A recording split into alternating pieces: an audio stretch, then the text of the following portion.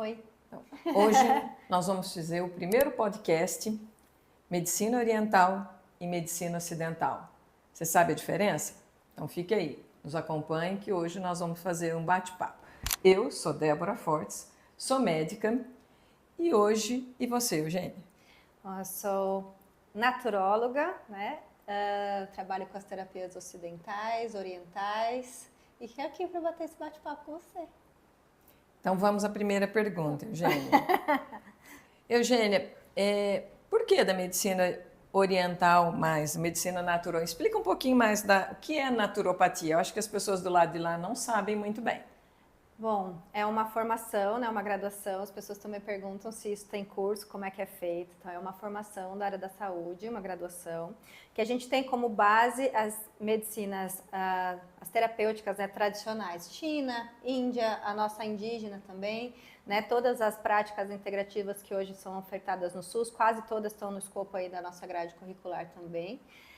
E a gente tenta ver o ser humano além do sintoma que ele traz, considerando esse sintoma como um desequilíbrio e que a gente precisa atuar, né, às vezes em parceria com a medicina ocidental, às vezes em parceria com outros profissionais da área da saúde também, para tentar trazer um equilíbrio dessa saúde de uma forma integral, tentando buscar causa além do sintoma que essa pessoa traz.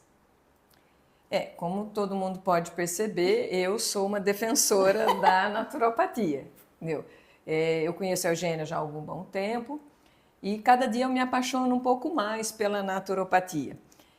Mas eu vejo que ainda ela tem uma riqueza e tem um ganho tão grande para a pessoa, tanto aquela que está doente, mas também para aquela que não está, porque a gente não se trata da vida só olhar pelo olhar da doença, a gente se trata da vida pelo olhar da própria vida. Então, por que ela não tem, você acha que a naturopatia não tem o espaço que é tão necessário nesse país, tanto na rede conveniada, particular, como também no SUS, né? Uhum. Eu acho que existe uma confusão muito grande. Antigamente ela era chamada de medicina alternativa, né? Que as pessoas viam como uma alternativa a outros tratamentos. Então separava-se muito, ou você toma remédio, ou você faz o tratamento natural. Não tinha esse engajamento das práticas. Então eu acho que ficou uma confusão de interpretação do que é a medicina integrativa hoje, né? As pessoas não entendiam que isso podia ser complementar, tanto que mudou-se o nome hoje a terapia, né? Práticas complementares em saúde, porque a gente agrega ao trabalho um do outro das medicinas.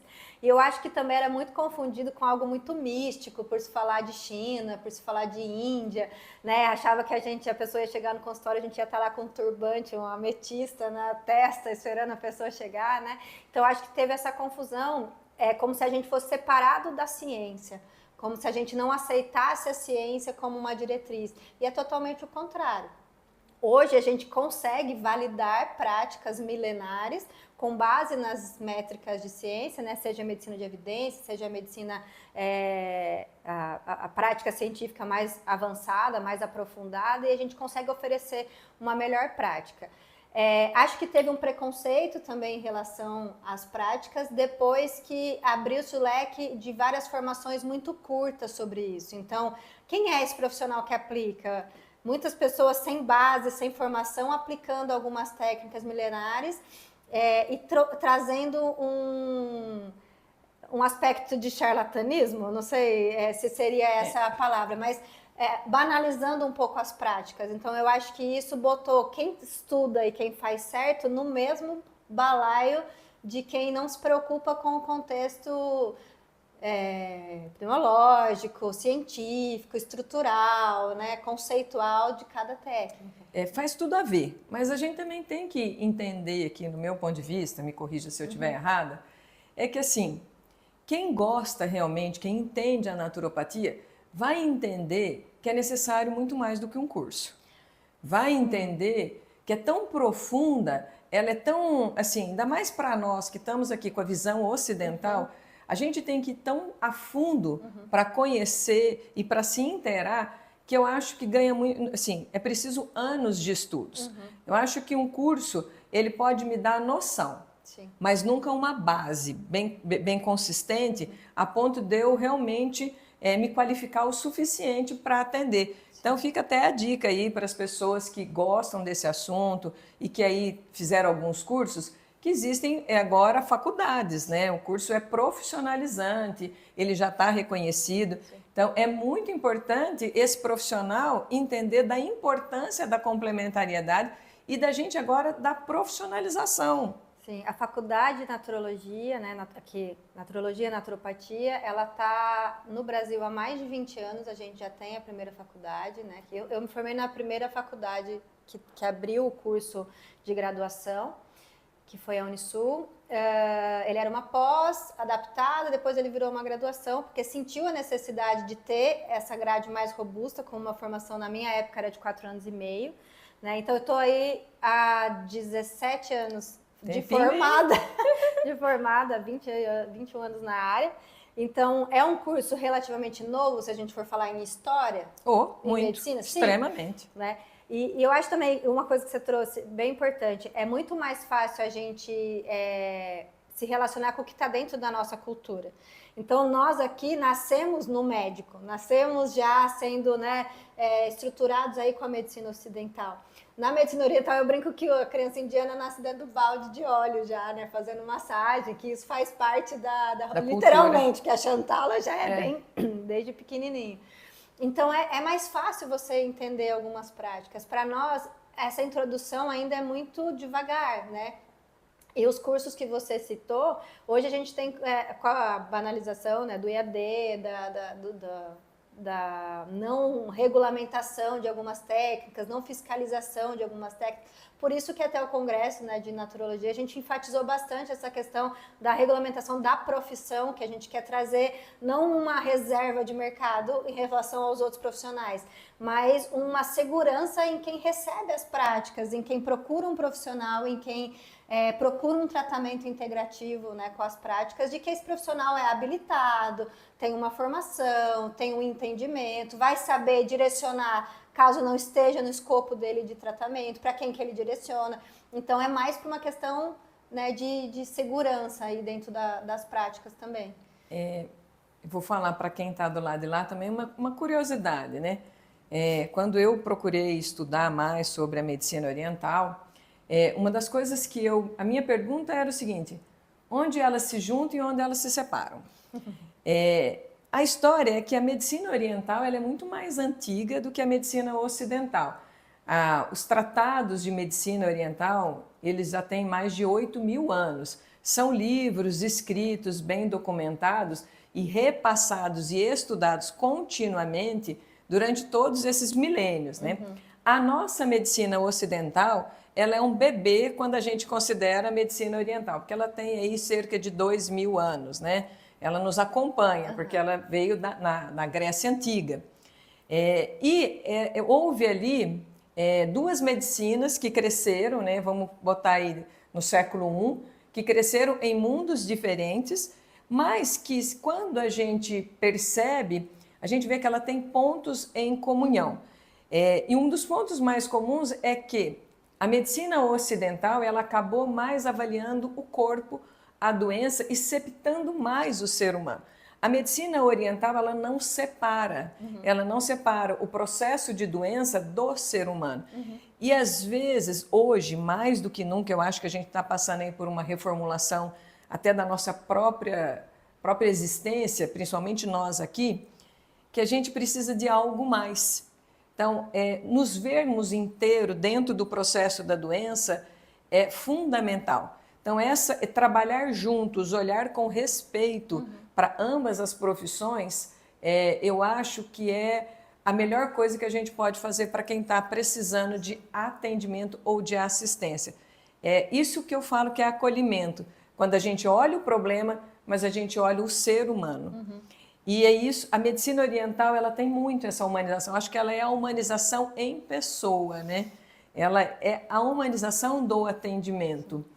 Esse é um assunto muito interessante para as pessoas que estão aí do lado começar a se interessar mais e entender que ambas são complementares. O próprio nome já diz, né? Ela é uma medicina complementar, mas é ciência. Não tudo que é feito na medicina oriental, ela tem embasamento. Até mesmo a aplicação de uma cor, de uma luz, tem uma explicação científica. A aplicação de uma erva, ela tem um princípio. E isso, a naturopatia, eu acho que ela acrescenta muito. Sim, e a gente vê um contexto do complementar, por exemplo, a pessoa faz um tratamento X ou Y. O que a medicina, a naturopatia, a medicina oriental, ela consegue agregar nesse tratamento? Será, tipo, olhando pelo contexto, trazendo uma melhora nos efeitos colaterais, talvez do medicamento que ela não possa retirar por causa de uma condição de saúde, né, uma alopatia, trazendo um contexto de olhar para si mesmo dentro desse processo de doença. É muito engraçado as formações, né? A formação de medicina Índia e China, você tem as medicinas tradicionais dentro da grade curricular, então o médico ele aprende a botar agulha e tal, né? Os hospitais da mesma forma. Pessoas perguntam, eu fui para a Índia recentemente e adoeci, né? Até foi fazer um tour completo dentro da viagem. Eu tive um processo respiratório e eu fui para um hospital convencional. Não era uma barraquinha no meio do Ganges, tá, gente? Era um hospital, uma clínica mais bonita do que hospital a Unimed, absolutamente normal. Extremamente equipado. O médico que me atendeu era um médico que, além de médico, era um médico ayurvédico. Então, ele me deu, ao mesmo tempo que ele foi lá e falou, você vai tomar medicação na veia, assim, assim, assim, vai tomar remédio assim, assim, estou prescrevendo paralelamente tais plantas, tais medicações fitoterápicas que você vai tomar e vai manter. Então, para eles, isso é tão natural, essa integração e a forma do acolhimento, do atendimento. Ele me perguntou, você vai para onde? Tal lugar tem tal médico, você vai procurar assim, assim, assim, você vai manter seu tratamento assim, assim, assim, me deu uma dieta. Então, por causa das medicações. Então, foi uma visão integral, juntando a medicina tradicional. Ele não me deixou de dar uma medicação alopática, mas ele não deixou de trabalhar todo o contexto através das medicinas tradicionais ali dentro do Ayurveda. E eu acho que é isso que a gente busca. Para eles não tem uma separação, como a gente faz, e também não tem uma separação dentro do ocidental do corpo, mente, espírito, energia. A gente faz isso por uma forma didática, para ficar mais fácil de explicar para a pessoa leiga ou até para as aulas e tudo. Mas não tem uma separação, tudo tem uma ligação. Você passou um estresse, você passou um nervoso, a viagem foi cansativa, foi o jet lag, foi a mudança de lugar. O que aconteceu para esse desequilíbrio ter acontecido nesse momento, dentro desse período, enquanto você estava relaxando, enquanto você estava numa viagem, entende? Então, às vezes, o corpo relaxou e o processo apareceu, mas o processo já estava lá, né? Vamos mudar um pouco agora a pegada do nosso podcast aqui. Curiosidades sobre a minha relação com a G. Eu vou começar pelo onde que eu a conheci. Eu sou a médica da mãe e do pai dela, por muitos anos, já tem décadas que eu sou a médica. E eu acompanho ela desde a formação, porque sempre a mãe me referendava. Sem a gente se conhecer, né? Não só conhecia. A minha mãe... E aí, ela, assim, a mãe dela sempre me comentando dela, das outras filhas, mas sim. E eu, tudo bem, acompanhando, e um dia ela virou para mim e falou, eu queria tanto que você fosse conhecer minha filha, vou te dar uma consulta de graça com a minha filha. Me passou o telefone, eu até tentei ligar, mas confesso que, assim, embora eu tivesse uma fase muito ruim e que eu tenho certeza hoje que o processo teria sido menos doloroso se eu tivesse conhecido você antes, ele foi fundamental, porque foi exatamente quando eu me deparei com uma fase muito difícil da minha vida e que eu via que daquele momento em diante eu ia adoecer. Mas foram problemas familiares, problemas pessoais, que, aliás, todo mundo passa. E a medicina que eu conheço, e eu tenho uma formação médica ampliada, já são 34 anos aí de profissão, ela não me absorveu. Os remédios me causavam mais mal do que qualquer coisa. Foi nesse momento que eu comecei a estudar. Eu comecei a estudar por uma pós que eu fiz de espiritualidade, propósito de vida e carreira. E a minha discussão era sobre felicidade. Se felicidade era possível ou não.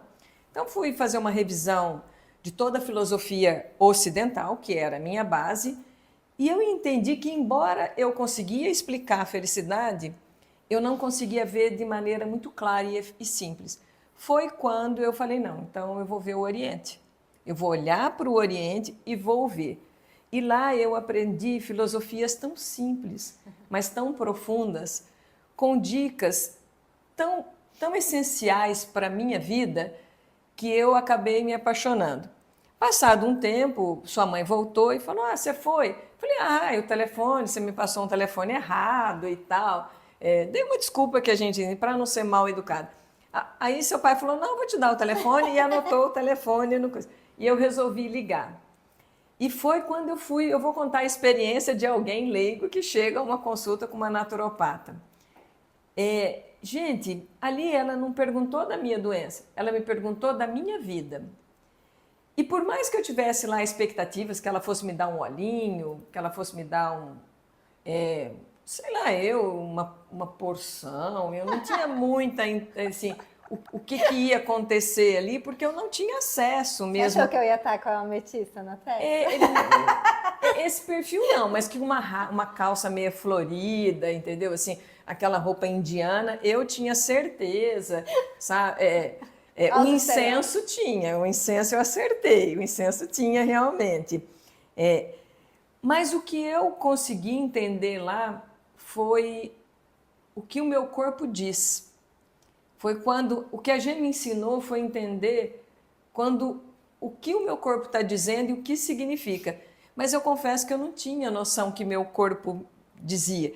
Eu falo que assim, até aquele momento eu até fazia uns passinhos de yoga lá, umas asanas lá qualquer, mas eu não entendia a yoga como uma filosofia de vida.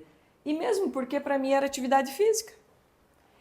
E conhecendo a Eugênia, eu fui entendendo coisas que eu não tinha acesso.